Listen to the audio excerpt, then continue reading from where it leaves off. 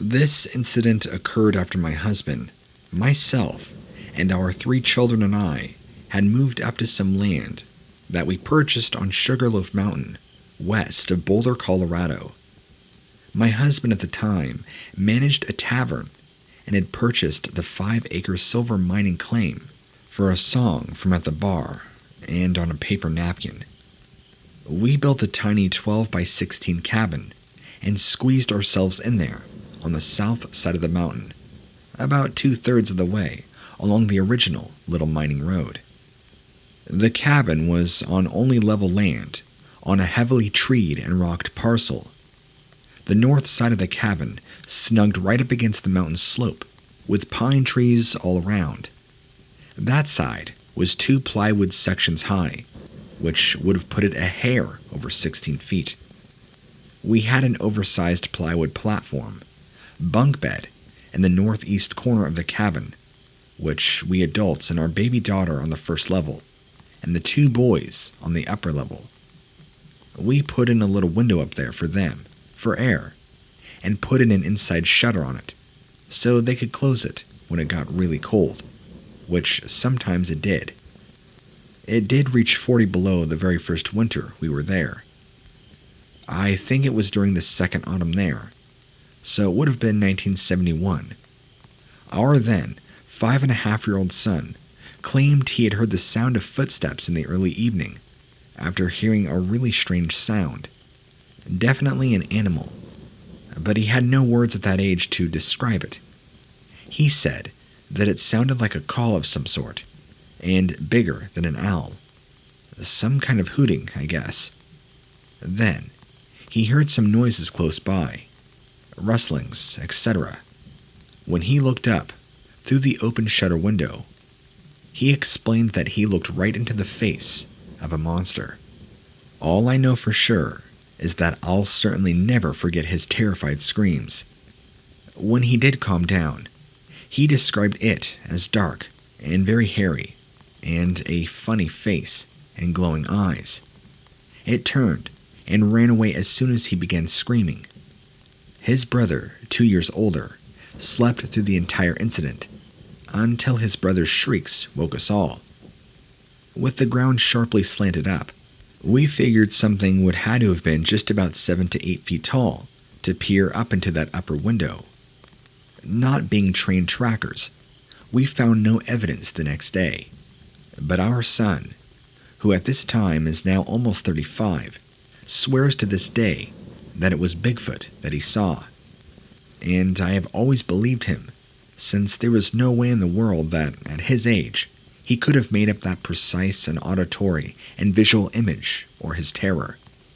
He came over and visited us this morning. I told him about the article in the Post, and he reiterated his story. He says the image of the face has never left him, and probably never will.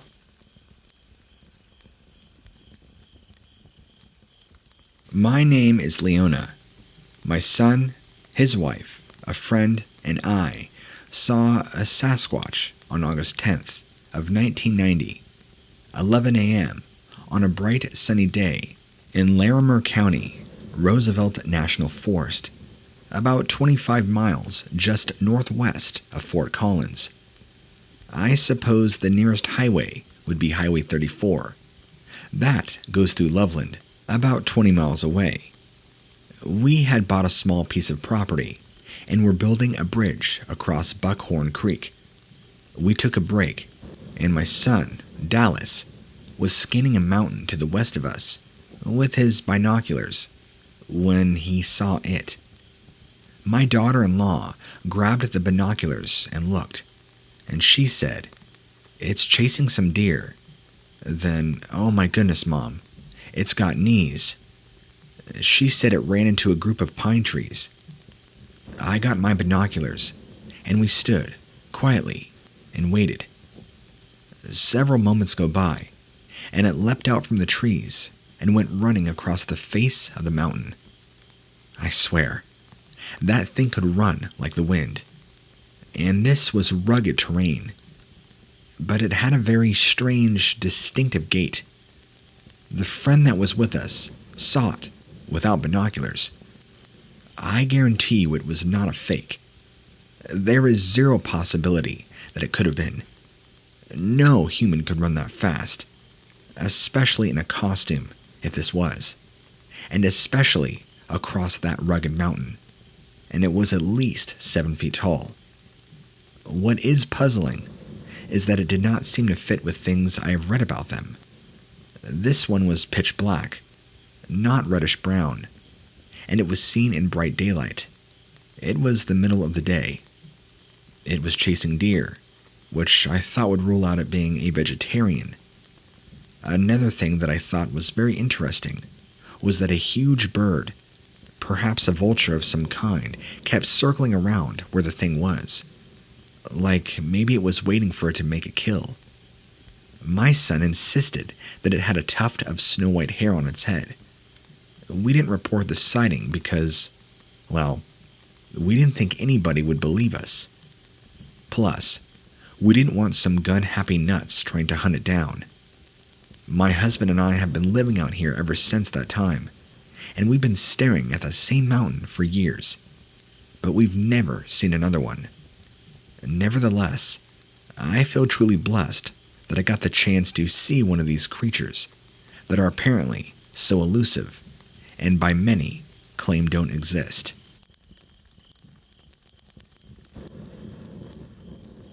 In 1971, I saw some very large footprints in the snow in the summer high in Colorado wilderness area. These prints were at least half again as big as a human footprint, and the stride length was much longer than any human, at least 4 feet or longer.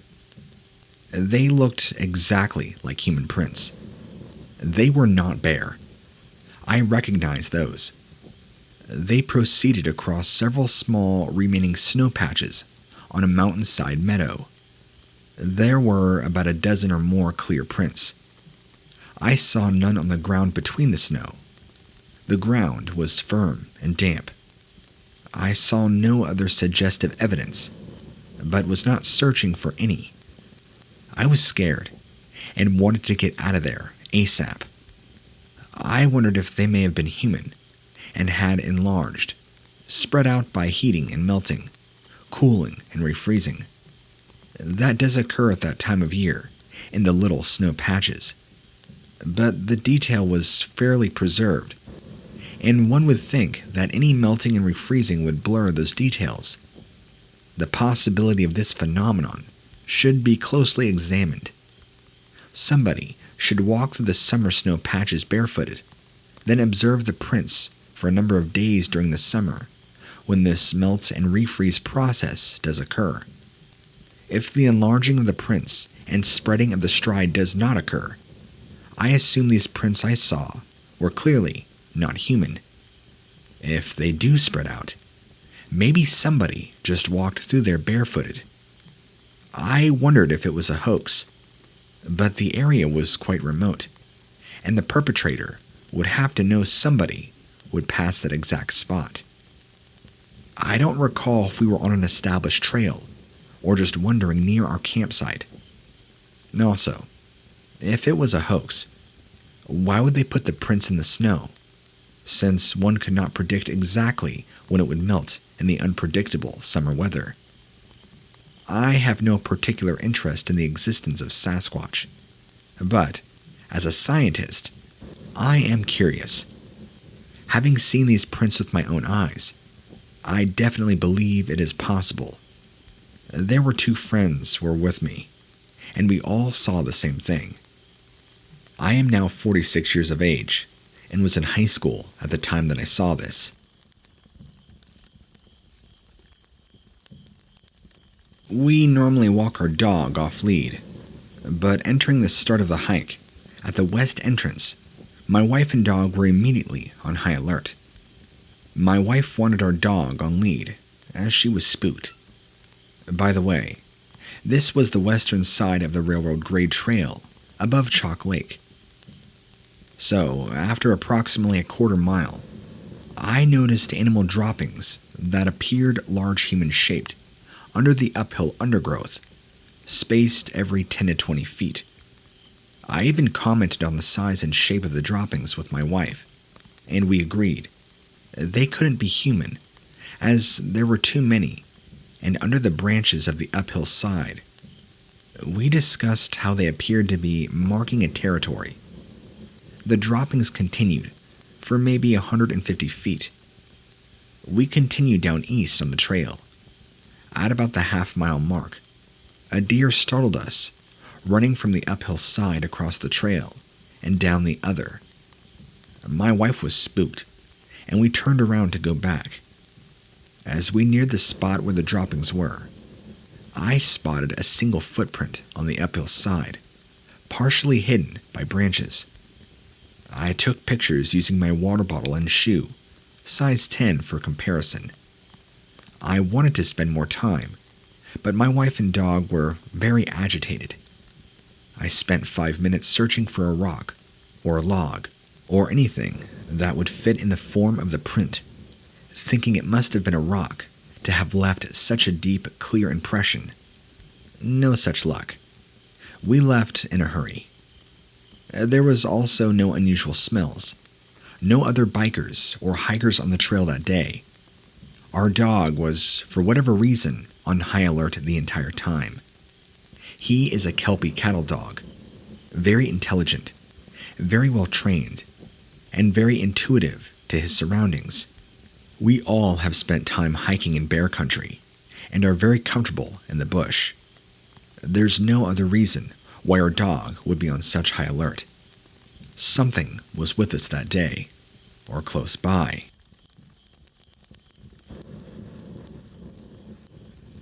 On Thursday, July 25th, my girlfriend and I were hiking in Mayflower Basin, south of Colorado 91. We were up in the basin, and Helen had gone ahead to the foot of the basin. I was about 100 yards off the 3 minor log cabin remnants, sitting on a rock, enjoying some peanuts and water, when, looking west, I saw a very large brown biped approach the snow wall, cornice, and seek to climb it. The biped was unable to climb up over 20 feet, moved back down laterally to its right, and then down to the ground off the snow. It then walked on 2 legs, very briskly to the right, subsequently out of my view. About 4 to 5 minutes later, a hiker with his dog came walking down the trail, and I later saw this brown biped from time to time, walking above the snow, southbound. Did not see it again. Helen had returned to me, and we discussed, then walked down to the locked gate, prohibiting cars into the basin to talk with the hiker. His name was Robbie, his dog Dallas. We agreed to scale up the trail to where I had seen the brown biped. Helen took longer, but Robbie and I reached the area, found handprints in the snow and an arc, 1 print lower with 3 big fingers and 1 thumb. Footprints were not descriptive of toes, arch, and heel. We took photos and will share if interested. We then traversed to right, north on difficult terrain. That is quite slanted, where the biped moved quickly and appearing easily. No further sighting. This was now about 2:30 p.m., when I had seen the biped at about 1:45. Returning back to the dirt road and the parking lot by bushwhacking through the forest. Also, the brown biped sought to scale snow wall, tried only once, then moved laterally to right off snow. Then, when Robert and I got there, it was very hard for us to traverse. He is a 47 Gulf War veteran. I in 6, and even with 2 ski poles for stability, was very hard to traverse.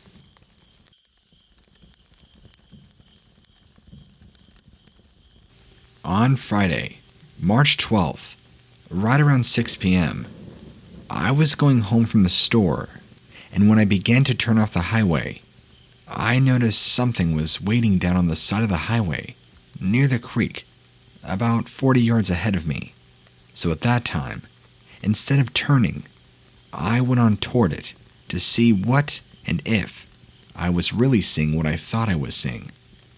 As I got within about 10 yards of it stood straight up, turned around slowly, and walked into the woods really calm.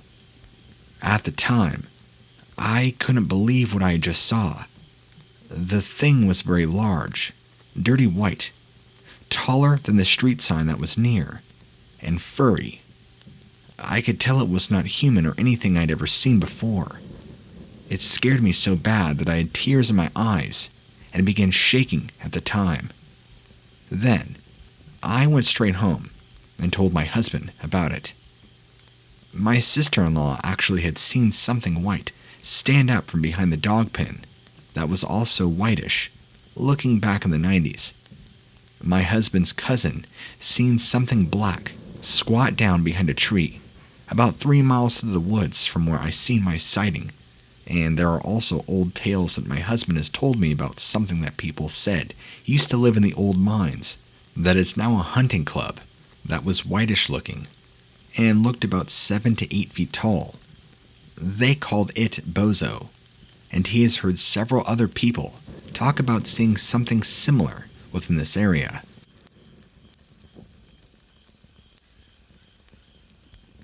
Back in 1990, I was having predation problems on some property I was leasing at the time. Something was killing and eating my chickens that I was raising. So, me and my friend BJ decided to do a little varmint hunting. We set up in some tall sagegrass in the field behind my home, about 300 meters away. It was late evening, and we got into position to do some calling with a fawn distress call that I had brought along with me. We called on and off for several minutes, no results. So, we decided to wait until just before dark to try again. We got to sitting there, just listening. Noticed something was walking just inside the woodline, directly in front of us, maybe 150 meters away. It had the rhythm of something bipedal, not four-legged. We were upwind, so I waited to see what or who it was. It got so dark that couldn't see more than 25 to 30 meters, so we decided to call it quits for the day. When we got up, BJ shined his 6-cell light at the woodline, and we caught a glimpse of something stepping back, and stopped looking back where it had came. About then, we hears the same series of sounds, and the deer, rather than go back within 20 feet of us in the opposite direction. Over the next few months, there were no more sounds, so we put it in the back of our minds and forgot about it.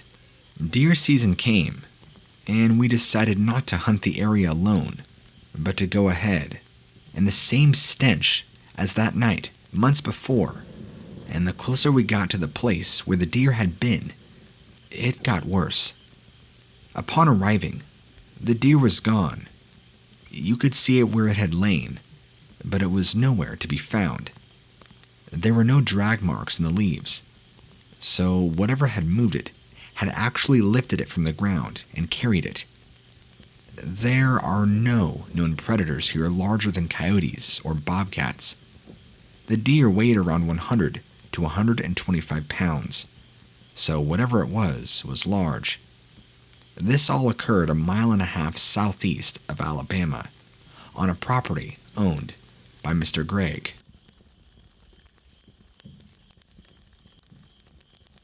This happened in 1988 in Nauvoo, Alabama. I was 14 at the time. I was at home in my living room watching TV, and my brother outside working on a car. We were the only ones at home. The front door was located in the living room. We never used this door because we had no steps to it, and the door was about 4 feet from the ground, so we used the back door of the house. I was sitting on the couch, watching TV, when the door began to move, and the doorknob was turning. The only thing holding the door shut was a nail. Someone had nailed at the top of the wall and bent it over to hold the door shut. I first thought it was my brother, but he knew we didn't use the door. As the door was moving, just a little, I noticed at the bottom of the door, where there was a gap, 3 fingers slide under the door. My heart began to beat faster. I tried to move, but I couldn't at first. Then, I wanted so bad to look out the window beside the door, but I was too scared. These fingers were very long, and the nails too were long and black. The hand-like finger had hair on it that was dark brown. The hair was also long. This only lasted for 3 minutes. When the fingers moved out from the gap, the doorknob and both the doors stopped moving. About 45 minutes later, my brother came inside, and I asked him why he was trying to use the front door, but he said he hadn't. I didn't tell him what happened until sometime later. Because of fear, he wouldn't believe me, and the fear of him using this to scare me later on.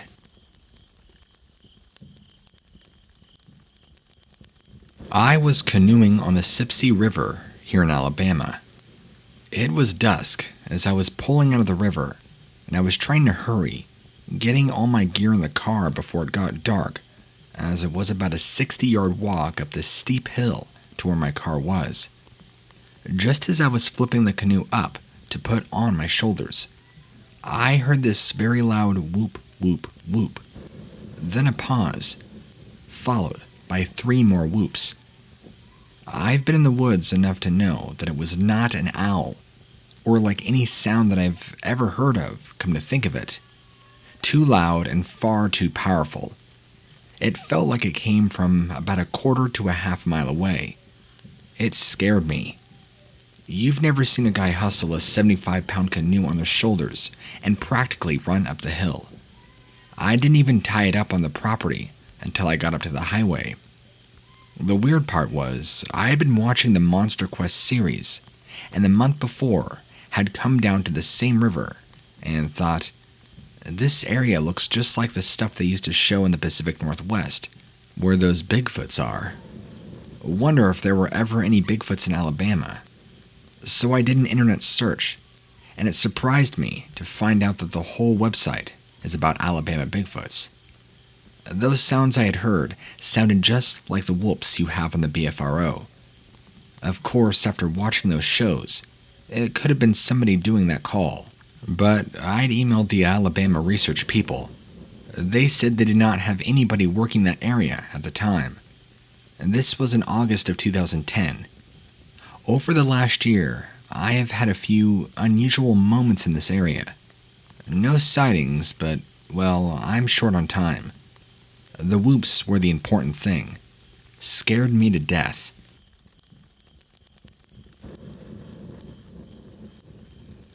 I live in Tuscaloosa, Alabama, in the Yellow Creek community.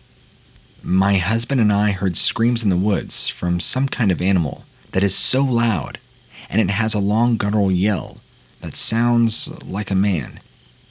We have never heard anything like this. This has been going on now for 3 weeks in March of 2012. Almost every night, just about 8:30 p.m., or right before it getting dark. Then it stops for about a month. And now, it has started back up again. I have lived in the country all my life, and I'm 52. My husband is 66 years old. We're not a bunch of kids making these things up. I know what cougars, coyotes, bears, and wolves all sound like. We have never heard anything like this in the woods before, other than 14 years ago. My son, who is in the Army, and still is to this day, he and I were sitting outside one night, right around 11 p.m., just talking. We heard the same thing yell out then. It came from behind my house, and it yells out in that long guttural yell 3 times. And after the 3rd time, it sounded like there was 50 or more coyotes were surrounding us, and they started yapping like crazy. The recent sounds are coming between my grandfather's old house and my home. It's about a half mile away. We have a huge lake behind us and nothing but woods. My grandfather has some old abandoned gravel pits and lakes close by too. There is a swamp in front of our home, about a quarter-mile away. I was also told that when I was a child, back in the 1930s, my grandfather went through the gravel pit one night. He saw something sitting on the hill that looked like a huge hairy thing that had a face, just like a man. This, though, was before all the media hype from the Patterson films. I need help, because this thing is getting closer to our home. My husband doesn't have good hearing, and he said he could hear it upstairs one night. It sounded like it was in the yard. We have animals, cattle and donkeys here. We don't know whether to shoot at the sounds from where it is coming from, or what. On March 31st, 2012, it sounded like it was right down at the bottom of the holler, right past our fence. It sounded like two of whatever this thing is was mad and was yelling at us. I got so scared I took off running into the house. I've never been so frightened in my life. And believe me, when I say go outside a lot at night by myself, I really do. We have a huge wraparound porch, and I love to listen to the owls in the whirlpool at night. But nothing like this has ever happened to me before.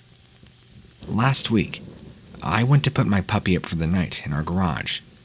Then I heard whatever this thing is let out a scream. I called for my husband to come home, and it was back. When he got here, we heard it growl. It came from the same area as before. Like I said, before we heard it just about every other night for 3.5 weeks. Then nothing. That night I told my husband, he's back. Then the next night, we heard it again. But this time, down in front of our house, down at the swamp. For the past 2 years, people have cut thousands of acreage of land all around here, and a lot of animals have now migrated around here. My father did not have his timber cut, and he has a large amount of land, and we live in the middle of it. We have no one who lives by us. So I emailed you in March.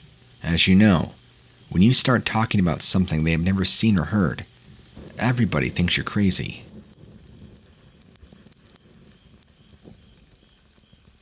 My husband and some others were preparing a field for planting when he noticed a pile of fecal matter in the field.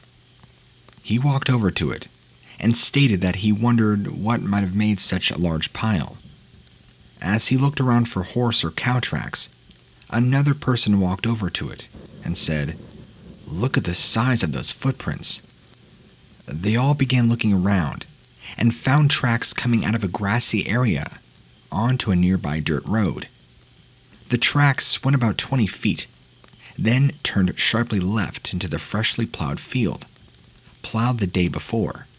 They proceeded about 30 feet into the field.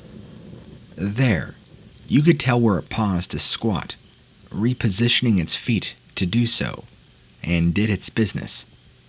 While in this position, it dug up some turtle eggs in front of it and ate them, leaving broken shells behind. The feces were the consistency of horse droppings in the way they were high fiber content, contained undigested, a kind of wild grape. But the droppings weren't in the shape of a horse manure, round ball-shaped piles. They were long and cylindrical, like that of a dog or a human. The feces were about 18 to 24 inches long, and about 2 to 2.5 inches across. Rather large.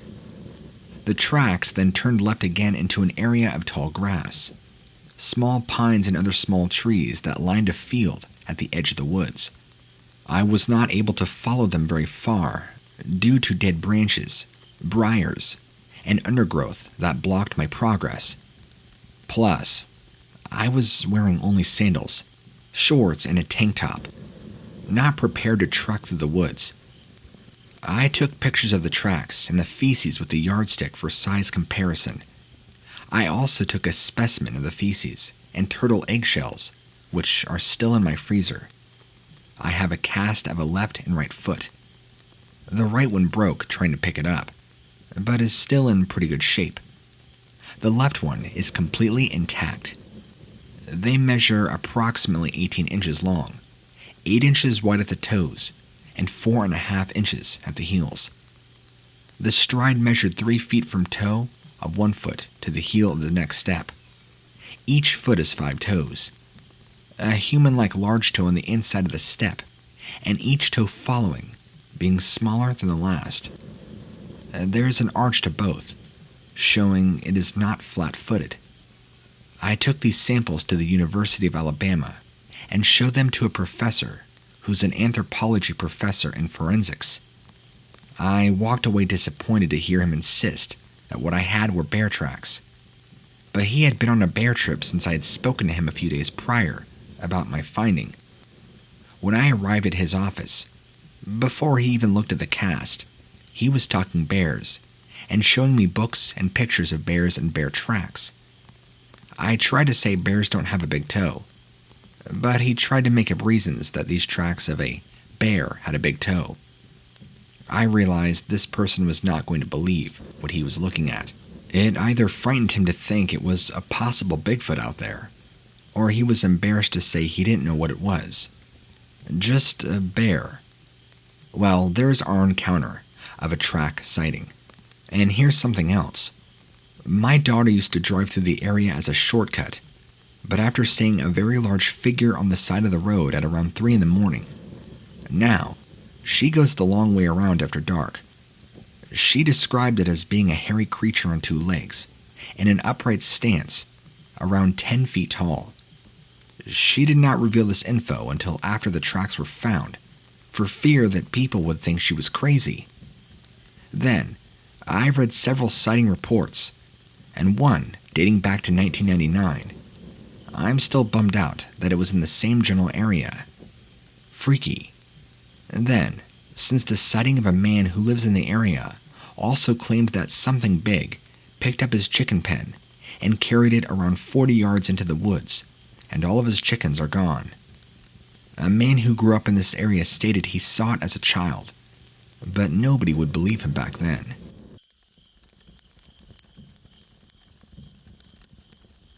My name is Christy, and I am 39 years old. I live in Harrison County, Ohio. In the summer of 2011, my friend was staying in a tent in my yard for roughly 2 months. She said that she could hear something big walking toward her tent. Then, one night, I was in the house on Facebook around 2 a.m., and my girlfriend was on her laptop in her tent on Facebook. She messaged me to come outside right away. Something was sniffing loudly, breathing heavy, walking around her tent. I walked outside, thinking she was just freaking herself out, thinking she was just hearing things. I even kind of laughed it off, opened the door, and yelled if she was okay. She yelled for me to come to the tent, so I grabbed a flashlight and walked down. I didn't see anything. If there was something there, it ran away. I told her it was a deer, but she wasn't convinced. In the summer of 2012, both of my daughters, 16 and 17, came in the house after taking our dog out around 11 p.m., shaken and scared, saying they'd seen something really big once standing by our tree in the backyard, which leads off into the woods. Then again, walking to the house up the driveway around midnight, they came in scared, said they had seen the same thing walking around our pool, and then walked into the woods. I never really believed them. I tried to convince them that there was nothing there, that it was their imagination because they overheard my friend talking who camped in my yard. I told them the dog would bark and growl if something was out there. Then, on November 27th, 2012, around 11:45 p.m., I took our 5-month-old pup outside to go do his thing. I walked out the door, turned right with the pup on a leash toward the woodline, maybe 20 or 30 feet from the door. As I began to get closer, maybe 3 feet away, I heard something big shuffling in the briars. I turned, thinking it was a deer, and when I turned around, it stood straight up. It was very big, very tall and very wide. My guess would be at least 7 feet tall. A very broad chest, which was all I could see, besides the outline of its body. It was very dark, and it blended right in with the darkness, except the chest or stomach. Not sure which. It all happened so fast.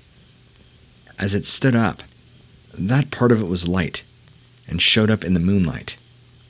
I screamed loudly, ran to the house, dragging the puppy behind me, which I don't believe the pup even realized it was there. It scared me so badly I was shaking and crying. My husband and 21-year-old son, who also did not believe the stories from my daughter and my friend, went outside with a very small flashlight and a knife for protection to try and find out what it was. My son said it was still out there and that it was behind the tire swing. He's seen its shadow, and it ran from him toward the spring on the hillside, which is nothing but briars. He said he couldn't see it after that, but it was there because it quit running, but he couldn't see it or hear it. He had this eerie feeling it was staring right at him. They both came back inside, and my son had the exact same description as me. Very, very tall, very wide, but he only seen the back of it as it ran up the hill into the briars. My husband thinks it was curious, whatever it was, because it snooped around, but ran anyway. I truly believe that it was indeed a Bigfoot. It was hanging around for over a year that we know of. I'm a 61-year-old and have been an outdoorsman all of my life, doing numerous backpacking and mountaineering trips in the Cascades and Olympics. I even have a degree in psychology and currently employed as an investigator. My 15-year-old son and I made camp at twilight off of Road 25 after doing a recon of the Lewis River area for hunting. It is a rainforest there, with huge cedar trees and large moss-covered maples. Reminded me of a rainforest. We set up camp on the east side of a creek, and we had my 4Runner parked and set up a tent. After a wonderful steak dinner, I made some howls in the manner of the Ohio howls that I had made that had called in a Sasquatch. I'm a trained vocalist and can project my voice considerably. After no response, we retired for the evening. At around 10 p.m., we were awakened by a loud crack of a branch very close to our tent. I jumped out of my bag with a 400 lumen flashlight and searched 360 degrees, hoping I could spot the culprit. After several minutes and intense searching to no avail, we went back to sleep, only to be woken by howls off in the distance to the south of us an hour later. I would guess that the howls were coming from a single individual, approximately a mile away from us. My son reported that he had heard the footsteps later near the tent that night, but failed to wake me. In the morning, my son discovered a single footprint near the tent. I have photos. It is a very wide right footprint size 13 that was very deep in the dirt, around half an inch. I am sure the print is still there, as it has not rained since. Despite a large rock near the middle of the arch, the print is deep and was not affected by it. I cannot make a print at all, and I weigh 250 pounds. I have always been keenly interested in Sasquatch, and was convinced that they exist after reading Dr. Meldrum's Where Legend Meets Science. I have had encounters after mimicking the Ohio howl with remarkable success. I suspect the government has proof and is keeping quiet to protect this crypto hominid with wilderness area. I'm studying maps of an area I reason to be a prime habitat, and have even planned a trip over land or off-trail roads soon. I think it's time to get serious.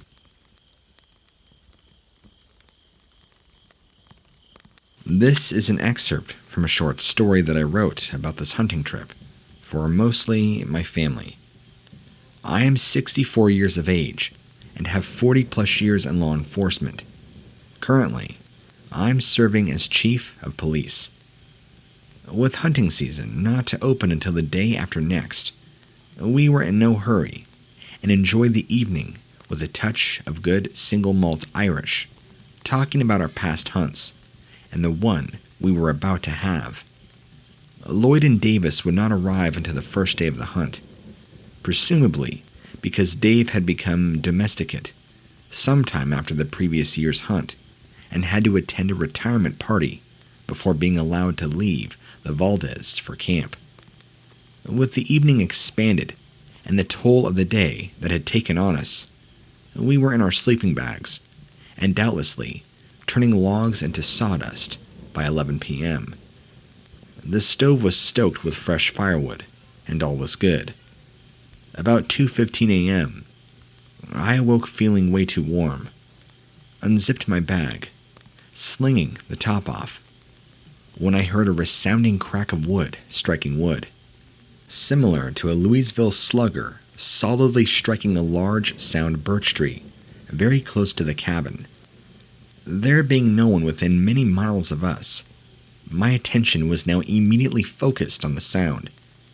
A few seconds later, the sound was repeated, which was to be the pattern for several minutes, while I attempted to evaluate it to determine its source. Finally, I decided to wake Bill, saying in just above a whisper, "Hey, Bill." He stirred, responding with something that sounded like a what, and did not move again for 20 minutes. When he woke up and asked what was going on. In the meantime, the commotion stopped when I initially attempted to wake Bill up again and was sitting on the bunk with my .450 in hand, waiting for whatever eventually might rise. Nearing 3 a.m., I finally returned to a sound slumber, awake well into the following morning. With a spot of coffee in our gullets, and having explained to Bill the events of the previous night, we explored the area of the old village, inclusive of the nearby graveyard, in an effort to find an explanation. We found numerous paths traversing the grassy area, all around the cabins, with a multitude of bedding sites. Never did we find anything that would provide us with an answer to the question of the source of sounds. Explaining this to another friend after our return, with the experience of spending many years living in numerous villages, he asked me if there was a native graveyard nearby. It is less than 50 yards from the cabin. Nevertheless, I named the source Sassy. With a spot of coffee in our gullets, and having explained to Bill the events of the previous night, we explored the area of the old village, inclusive of the nearby graveyard, in an effort to find an explanation. We found numerous paths traversing the grassy area, all around the cabins, with a multitude of bedding sites. Never did we find anything that would provide us with an answer to the question of the source of sounds. Explaining this to another friend after our return, with the experience of spending many years living in numerous villages, he asked me if there was a native graveyard nearby. It is less than 50 yards from the cabin. Nevertheless, I named the source Sassy.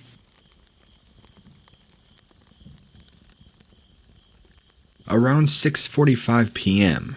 on April 23, 2008, as my son and I were coming into the U.S. from Canada, we were traveling west, about 14 miles on the U.S. side of the U.S.-Canada border, on the Alcan Highway. My son was driving. If you've ever driven the road, then you know how the pavement has huge dips in it.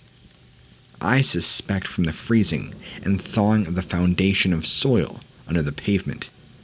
Anyway, My son was watching directly in front of the car, just to make sure we took the smoothest path around some upcoming heaves in the pavement.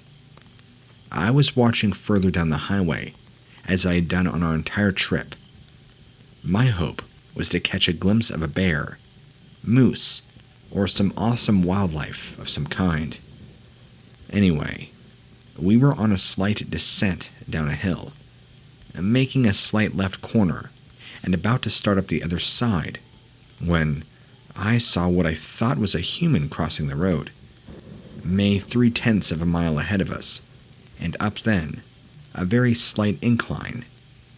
He was a tall, odd-looking fellow, and I joked to myself when I first saw him, well, there's a Sasquatch up the road. Fully expecting to see that a person had crossed from a house, or something, on the left-hand side of the road, over to another house, or something, on the right-hand side. When we got to the point where the structure should have been, there was nothing. I mean nothing. And no sign of any human, animal, or anything else on the right-hand side of the road in the woods.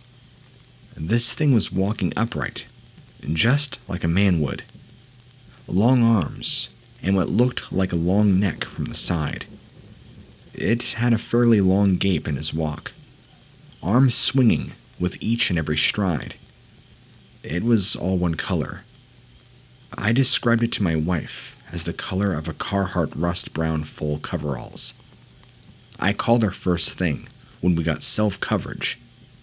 She got on the web and saw where this was not the first time a sighting had happened, in the very same area. I was so glad that somebody else had seen it. I hate to say it, but he looked similar to the representations on TV and pictures. By the way, I have always thought this whole thing was a bunch of nonsense. If nothing else, someone was wearing a suit to make them look like the Sasquatch character.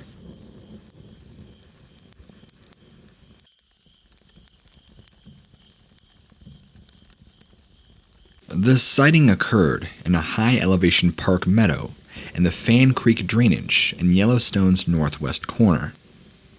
The first time I had heard anything was in the mid-late 70s.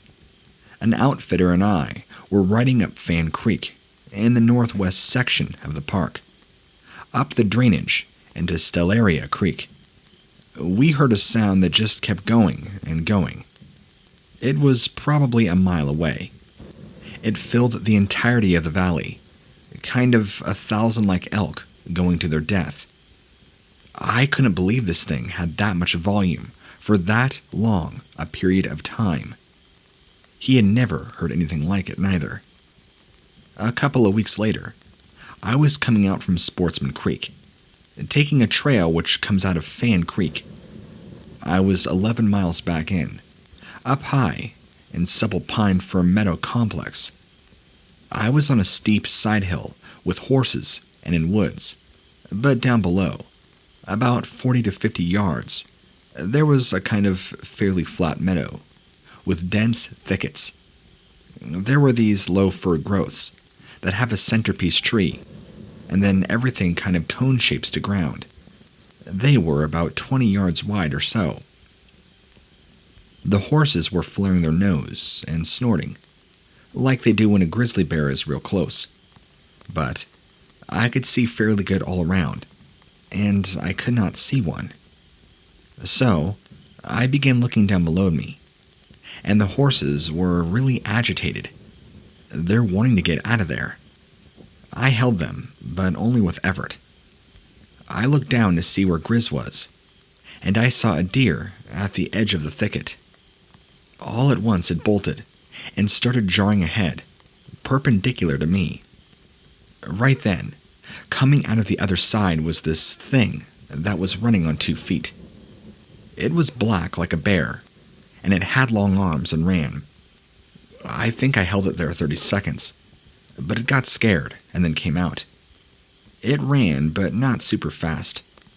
It ran to another thicket and went at an angle out of the thicket to another thicket, about 40 to 50 yards away.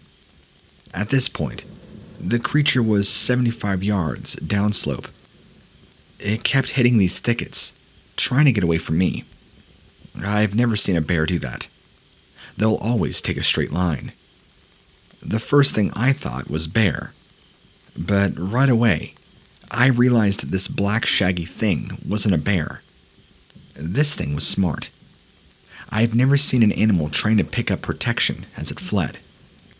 I tied that together with sound on the other side of the drainage. It wasn't that tall either. It looked like it was 6 foot, maybe 6'5". The side of the face looked like it had a lot of fur, and most of the time, it was angling away, so I only got a good look at the head for probably the first 10 steps. The proportions of the torso, it looked more stocky than anything else. I noticed the arms swung more than a human's would, and it did not have elbows cocked. This was no hoax. I've ridden maybe 50,000 to 70,000 miles in the backcountry on horses, and trust me, you encounter a lot of bears when you do that. This thing, whatever it was, the horses looked straight down to it. One guy I had met in the northeast section of the park, he was camped illegally. He said he had heard a noise really close to him. I made him describe it to me. He said it was probably within 20 yards. One other outfitter heard that also. That would be back in the early 80s for both of those. Another time, a crew examining the blister rust, which is a disease of white bark pine in the 1970s, came on an elk in the southeast corner of the park. They came on an elk and saw these big real footprints. They kind of got scared and headed out. On that same trip, they heard really weird noises up near Mountain Creek. One time, I was skiing into Heart Lake on the thoroughfare. We were 5 or 6 miles east of the road, and myself and the others, all at once, we saw these footprints going across the trail. There wasn't any path, and no one used to ski that far in back then. These were real big footprints and stretched out far apart. It was deep snow, but it was a fairly distinct track. That was the first and only track I've seen. In the early mid-80s, in some drainage as Mountain Creek, we were just coming into the Howell Creek cabin near Eagle Creek Pass at 8,500 feet. We were coming in right before dark, and we heard that noise. I timed it at 26 seconds, about 300 to 400 yards beyond the cabin up the drainage. I checked the next day, couldn't find any footprints. Whatever that thing is, it doesn't let up to take a breath. As far as the sounds, it's mechanical, rhythmical. I can't even begin to describe it. It isn't like a mountain lion or a bear, and a bear can make some pretty weird noises. I heard no other reports of Bigfoot until 3 to 4 years ago. I was in Mountain Creek and heard this thing again. A district ranger once took sighting from a backpacker near Balula Lake. That would have been in the 70s, west of the south entrance. Apparently, the person watched one on the other side of a small lake for 10 minutes. The ranger felt the witness was very sane. The sighting was witnessed by my friend and myself, both geologists, while driving into Yellowstone from Cody for employment at the park for the summer. My friend was taking his turn at driving, and I was soaking up as much as I could see, as well as providing a running commentary to keep my friend alert during our very long drive. As we came around a curve in the road, our high beams illuminated a large, dark, shaggy figure coming up out of the ditch on the left-south side of the road, at a distance of roughly 200 to 250 feet. As we approached the figure at a speed of about 45 miles per hour, it looked first at the vehicle. We noticed the yellow reflection from its eyes that is seen in dogs' eyes when light catches it at night, then deliberately turned its head away from the lights. That motion was non-human or bear-like. and that the shoulders, chest, and head moved simultaneously as it caught sight of our vehicle, then turned its face away from the headlights. We slowed. Okay, we slammed on the brakes, stunned at what we were seeing, and tried to rationalize what we were looking at. A hominid creature, perhaps 7.5 feet in height. We have a 7-foot friend as a reference. Massing perhaps 600 to 800 pounds, without obvious signs of obesity. Standing completely and comfortably upright. Came up out of the ditch from the left side of the road, right at the edge of the metal barrier above the culvert. It took 3 extraordinarily long and fluid strides across the highway, which is measured at 22 feet, and another 3 to 4 shorter strides down the other side of the road, actually appearing to catch hold of the metal barrier with one long, fingered, hairy hand, and swinging down under the road into the box culvert or channel bottom, completely out of our line of sight. We stopped the vehicle within 25 feet of the culvert and watched as the final descent of the creature went off into the darkness of the channel. At this point, we sped on towards the east gate of Y&P, hoping to find a ranger to report the sighting to, perhaps to go back and take another look. There was no one at the gate, due to the late hour. We didn't see any lights on anywhere, so we continued on to our destination, went to bed, deciding not to contaminate each other's observations with discussions until morning time. In the morning, we both independently described graphically and in writing as much as what we could have seen 6 hours earlier. This is a synopsis of our findings. They were virtually identical, down to the movement of which leg moved first as the creature crossed the road. The head appeared to merge into the neck, and there was no snout or protrusion from the face as would be commonly seen in a bear. Trust me, I've seen hundreds, up close and in person.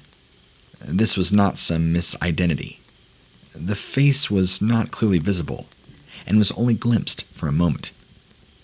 We both got an impression of long hair covering some of it.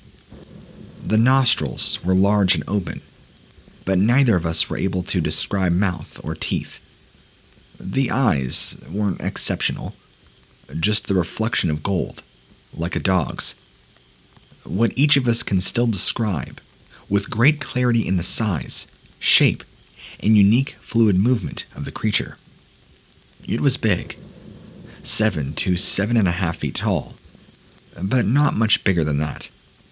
It was heavy and powerful looking.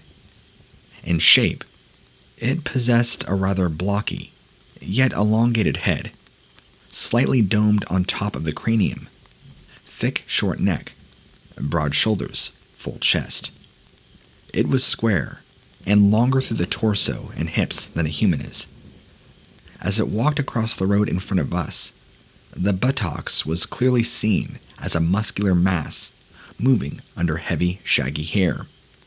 They obviously attached to a long, powerful, muscular thighs, longer in proportion to a human, big knees that functioned as a human knee, thick, muscular calves, and feet in proportion to the rest of its oversized body. The soles of the feet appeared to be hairless, or less hair covered in hair, and very dark in color. The arms hung from heavily muscled shoulders, and were longer than a human, reaching to knee length, and extending fully, almost a horizontal position to the front and rear of the body as it moved. The elbows were perhaps a little further down the arm than on a human, or the unusual length of the arm made it appear so. The hands were large and long-fingered. Neither of us could later describe the palms, nails, or other than the backs of the hands, which were covered in the same long, shaggy, dark brown hair as the rest of the creature. The creature made no sound nor gesture through the entire sighting. It appeared a little startled at our vehicle, appearing out of the night, but in no other way frightened or threatening. Startled the heck out of the two of us, though. I have never seen anything like it. This was also around 1:45 in the morning. Weather conditions were very clear, calm and cool. The night was very dark, with only starlight, and the headlights of our vehicle on high beam providing any light or illumination. I have no personal knowledge of other sightings of this nature in this particular area.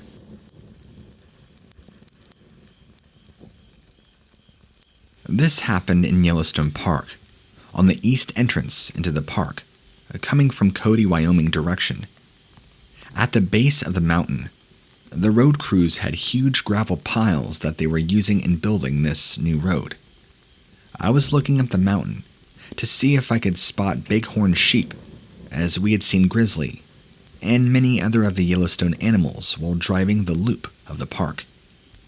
I immediately noticed at one on the side of the mountain, nearest a top, large triangular patch of snow, and walking in strides, a tall and 8 to 9 foot hairy, upright, Bigfoot-like animal.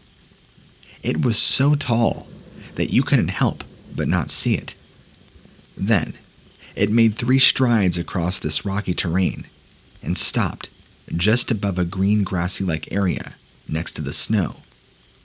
My son saw the same sight as I, because he was excited, saying that it looked and walked like Chewbacca, the Star Wars character. Even though it was so high above us, you could make out what it was.